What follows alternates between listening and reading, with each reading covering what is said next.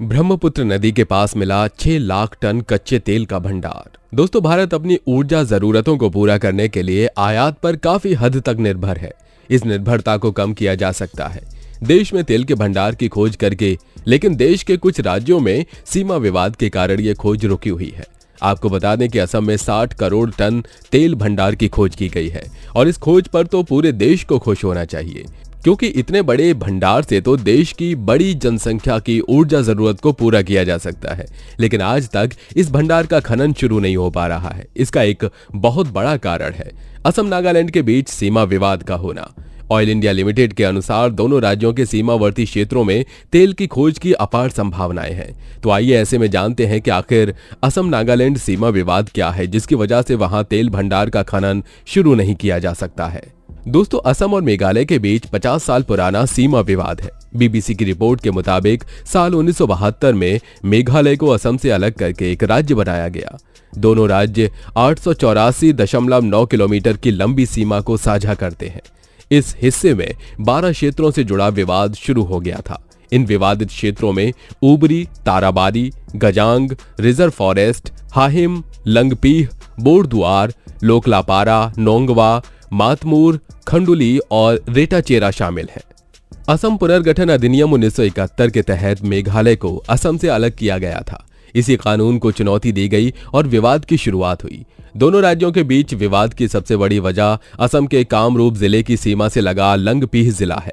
लंगपीह कभी कामरूप जिले का हिस्सा हुआ करता था, लेकिन आजादी के बाद यह गारो हिल्स और मेघालय का हिस्सा बन गया। हालांकि असम इसे अपनी मिकिर पहाड़ियों का हिस्सा मानता रहा है। ऐसे ही मुद्दों को लेकर मेघालय के अलग होने के बाद विवाद शुरू हो गया। दोनों ही राज्यों में विकास को लेकर लंबा विवाद चला। यहाँ ऐसे लोगों की कमी नहीं है जो रह तो असम में रहे हैं, लेकिन उनका नाम वहां की मतदाता सूची में न होकर मेघालय की वोटर लिस्ट में है। इतना ही नहीं, दोनों राज्यों के नक्शों में भी सुधार नहीं किया गया है। लंबे समय से चले सीमा विवाद के दौरान लंगपीह समेत कई क्षेत्रों में हिंसा की घटनाएं भी घट चुकी हैं। 2010 में एक बड़ी भीषण घटना हुई थी, जब 12 विवादित क्षेत्रों में से एक लंगपीह में पुलिस की गोलीबारी में 4 लोगों की मौत हो गई थी। असम का नागालैंड, अरुणाचल प्रदेश, मेघालय और मिजोरम के साथ भी सीमा विवाद है। सीमा विवाद के मुद्दे पर असम और नागालैंड में अक्सर हिंसा होती रही है। वर्ष 1979, 1985, 2007 और 2014 में विभिन्न घटनाओं में नागालैंड से सशस्त्र बलों के हमलों से कई लोग मारे जा चुके हैं। इनमें से ज्यादातर असम के थे। 5 जनवरी 1979 को असम के जोरहाट जिले के नागालैंड सीमा से लगे गांवों पर हथियारबंद लोगों के हमले में 54 लोग मारे गए थे और करीब 24,000 लोगों ने भागकर राहत शिविर में शरण ली थी। वर्ष 1985 में मेरापानी में असम और नागालैंड के बीच भी ऐसी ही हिंसा हुई थी, जिसमें 28 पुलिसकर्मी समेत 41 लोग मारे गए थे। घटना 2021 की है। बात करें तो असम नागालैंड सीमा से लगे देसाई घाटी वन क्षेत्र कांग्रेस के विधायक रूपज्योति कुर्मी पर गोलीबारी कर दी गई थी। केंद्र ने मामला सुलझाने के लिए अगस्त 1971 में असम नागालैंड के मामलों के लिए विधि आयोग के तत्कालीन अध्यक्ष KVK सुंदरम को नियुक्त किया था। सुंदरम ने सीमा का संयुक्त सर्वेक्षण करने का सुझाव दिया था, लेकिन नागालैंड इस पर सहमत नहीं हुआ। असम सरकार ने वर्ष 1988 में सुप्रीम कोर्ट में सीमा विवाद पर मामला दायर किया था। असम ने अपनी सीमा के भीतर के क्षेत्रों का अतिक्रमण रोकने के लिए नागालैंड के खिलाफ स्थायी निषेधाज्ञा देने की मांग की थी। उसकी मांग थी कि सुप्रीम कोर्ट उसे अभी अतिक्रमित क्षेत्रों का असली मालिक घोषित करे और नागालैंड को उन क्षेत्रों का शांतिपूर्ण नियंत्रण सौंपने का निर्देश दे। NNPGs ने कहा कि असम और नागालैंड दोनों के पास तेल की खोज या अनसुलझे सीमा क्षेत्रों पर किसी भी साझा अनुबंध पर बातचीत करने या आपसी समझौते में प्रवेश करने की कोई शक्ति नहीं है, क्योंकि मामला NNPGs और भारत सरकार के बीच गहन बातचीत के अधीन रहा है। NNPGs ने कहा कि ये विषय भारत नागा राजनीतिक वार्ता का मुख्य हिस्सा है। भारत सरकार और नागा वार्ताकारों के बीच बातचीत और अंतिम समझौते की प्रतीक्षा है। असम के मुख्यमंत्री हेमंत ने बीते साल कहा था, नागालैंड का मुद्दा सुप्रीम कोर्ट में है और हम शायद 2-3 साल में फैसला आने की उम्मीद कर सकते हैं।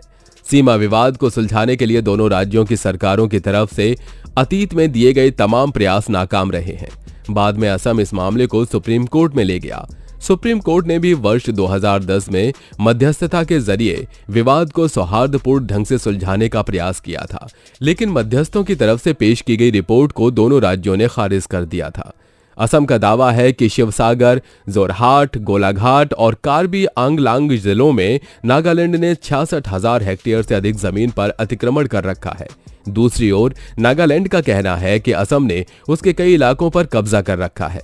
असम सरकार ने सीमा विवाद के हल के लिए 1988 में उच्चतम न्यायालय में एक याचिका दायर की थी, जो अब भी लंबित है। आपको बता दें कि केंद्र सरकार के हस्तक्षेप के बाद असम और नागालैंड सरकार के बीच चर्चा हुई। दोनों राज्यों के सीमावर्ती क्षेत्रों में तेल की खोज की अपार संभावनाएं हैं। ये कहते हुए ऑयल इंडिया लिमिटेड के अध्यक्ष और प्रबंध निदेशक डॉक्टर रंजीत रथ ने कहा है कि तेल पीएसयू बहुत जल्द दोनों राज्य सरकारों के बीच एक समझौते की उम्मीद कर रही है।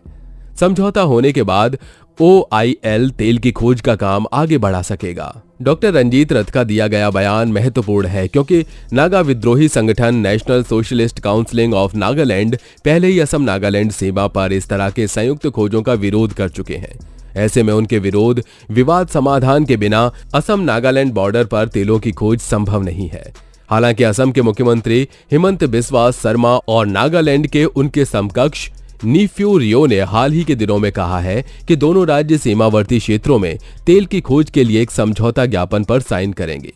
दोस्तों, असम में तेल की क्षमता पर जोर देते हुए रथ ने कहा कि कंपनी ने अपनी खोज में पाया है कि असम शेल्फ बेसिन में सेसाबल क्षेत्र में वर्ष के दौरान एक नई हाइड्रोकार्बन का स्रोत पाया है। हालांकि हम सेसबिल बेसिन में शुरुआती चरण में हैं, लेकिन इसके बावजूद भी यह हमारे लिए बहुत बड़ी संपत्ति है। तेल दिग्गज ने वित्तीय वर्ष 2022-23 में अपनी स्थापना के बाद से 6,810 करोड़ रुपए का अब तक का सबसे अधिक नेट प्रॉफिट कमाया है। वहीं गैस उत्पादन और तेल में वृद्धि के कारण कंपनी का साल दर साल परिचालन आय 77.20% से बढ़ा है। राज्य की कानून व्यवस्था में सुधार के कारण वित्तीय वर्ष 2022-23 में कंपनी को जीरो लॉस हुआ है। इस सवाल पर OIL में निदेशक पंकज कुमार गोस्वामी ने ETV भारत को बताया कि हाँ, बेहतर कानून और व्यवस्था की स्थिति ने हमें शून्य हानि दर्ज करने में मदद की और हमने अपने तेल अन्वेषण कार्य का विस्तार किया है। उन्होंने बताया कि 2020 में बागजान की घटना से कंपनी को भारी नुकसान हुआ है। दरअसल 27 मई 2020 को ऑयल इंडिया लिमिटेड बागजान में एक कुआं खोद रहा था, जिसमें एक बड़ा विस्फोट हुआ। बागजान में हुई घटना के बाद OIL ने भविष्य में इस तरह की घटना को रोकने के लिए तेल खोज स्थल पर एक नया SOP और दिशा निर्देश भी लागू किया है।